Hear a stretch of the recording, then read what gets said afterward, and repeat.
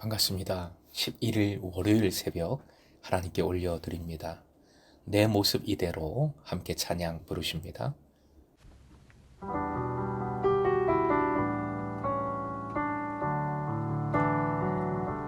내 모습 이대로 사랑하시네. 연약한 그대로 사랑하시네. 나의 모든 발걸음 주가 아시나니 날 인도하소서. 내 모습 이대로 사랑하시네. 연약함 그대로 사랑하시네. 나의 모든 발걸음 주가 아시나니 날 인도하소서. 주의 날개 아래 거하는 곳, 주의 임재 안에 거하는 것, 나의 가장 큰 소망, 나의 가장 큰 은혜, 주와 함께 동행하는 일. 주의 날개 아래 거하는 곳, 주의 임재 안에 거하는 것, 나의 가장 큰 소망, 나의 가장 큰 은혜, 주와 함께 동행하느니. 오늘 말씀은 출애굽기 32장 7절에서 10절까지입니다. 출애굽기 32장 7절에서 10절까지의 말씀 함께 읽겠습니다. 여호와께서 모세에게 이르시되 너는 내려가라. 내가 애굽 땅에서 인도하여 낸 내 백성이 부패하였도다. 그들이 내가 그들에게 명령한 길을 속히 떠나 자기를 위하여 송아지를 부어 만들고 그것을 예배하며 그것에게 제물을 드리며 말하기를 이스라엘아 이는 너희를 애굽 땅에서 인도하여 낸 너희 신이라 하였도다.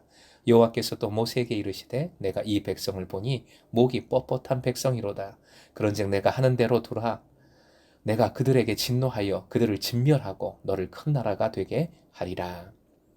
오늘의 기도 제목, 약속의 말씀 붙들고 겸손히 주님과 동행하는 제자 되게 하소서. 약속의 말씀 붙들고 겸손히 주님과 동행하는 제자 되게 하소서. 이스라엘 백성들의 우상 숭배에 대한 하나님의 반응이 본문의 내용입니다. 하나님께서는 이스라엘 백성을 이렇게 진단하십니다. 첫째, 7절에 나오는 표현인데요. 내 백성이 부패하였도다. 내 백성, 모세의 백성이라고 말씀하십니다. 부패하다, 쉐트라는 원어인데요. 부패하다와 함께 그르치다, 뭔가를 잃어버리다 라는 뜻을 가지고 있습니다. 즉, 하나님과의 약속, 하나님과의 관계, 그 언약을 내다버렸다, 완전히 깨뜨렸다 라는 뜻인 겁니다. 두 번째, 이렇게 진단하십니다. 8절, 길을 속히 떠나, 길을 속히 떠났다 말씀하십니다. 약속을 지키는 길을 버리고 딴 길로 갈아탔다는 말씀입니다. 그 구체적인 모습은 헛된 예배, 우상 숭배죠. 헛된 헌신, 헛된 고백입니다. 길이 다르면 예배, 헌신, 고백도 다 소용없습니다. 열심히 헌신할수록, 고백할수록, 예배할수록 하나님 앞에서 더 멀어지는 겁니다. 제자도라는 것은 예수님과 함께 길을 가는 것을 뜻합니다. 내가 길을 제대로 가고 있나? 주님과 함께 동행하고 있나? 주님을 따르고 있나? 항상 어느 길을 가고 있는지 살펴야 합니다. 셋째, 또 이렇게 진단하십니다. 9절에 나오는 표현인데요. 목이 뻣뻣한 백성이로다. 목이 뻣뻣한 백성이라 하십니다. 불순종, 교만을 나타내는 말씀입니다. 원래 주인의 말을 듣지 않는 가축, 짐승의 모습을 의미합니다. 자기 멋대로 하고자 고집부리는 모습인 겁니다. 하나님은 이렇게 결론을 내리십니다. 10절에 나오는 표현인데요. 그런즉 내가 하는 대로 두라. 이것은 나를 혼자 있게 두라라는 말씀입니다. 나를 내버려 두라. 이 말씀은 어떤 의미일까요? 하나님께서 백성들과 관계를 더 이상 갖지 않겠다는 말씀이신 겁니다. 전에는 언제나 together, 함께였는데 이제는 alone, 혼자, 홀로로 바뀌어 버렸습니다. 10절 중반절 이하에 모세에게 하나님께서는 아주 결정적인 제안을 하십니다.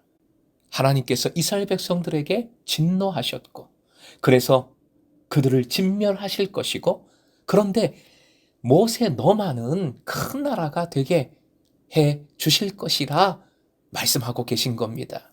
나라라는 이 표현은 고이라는 원어인데 창세기 12장 2절 아브라함에게 하신 약속에서 나온 단어를 다시 사용하고 계신 겁니다.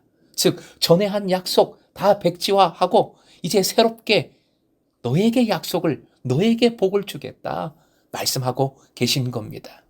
만약 모세가 이 제안을 받아들인다면 이스라엘은 아브라함의 자손이 아니라 모세의 자손이 되는 것이지요. 더 중요한 게 있습니다. 지금 이스라엘 하나님의 약속을 놓치게 됩니다. 하나님과의 관계가 사라지는 것입니다. 약속을 저버리면 큰 나라, 즉 주님의 영광, 주님 주시는 그 큰 은혜를 상실할 수밖에 없는 것입니다. 사람에게 죽음과도 같은 것이 무엇일까요? 사람에게 가장 두려운 것은 무엇일까요? 그것은 하나님과의 관계가 사라지는 것입니다. 하나님과의 관계가 없어지는 것입니다. 오늘 하나님께서는 우상 숭배에 빠진 이스라엘 백성을 바라보면서 가슴을 치시며 마치 눈물을 흘리시는 것과 같은 그런 모습으로 그런 심정으로 이제 나를 혼자 있게 두라. 나를 혼자 있게 두라 말씀하고 계십니다.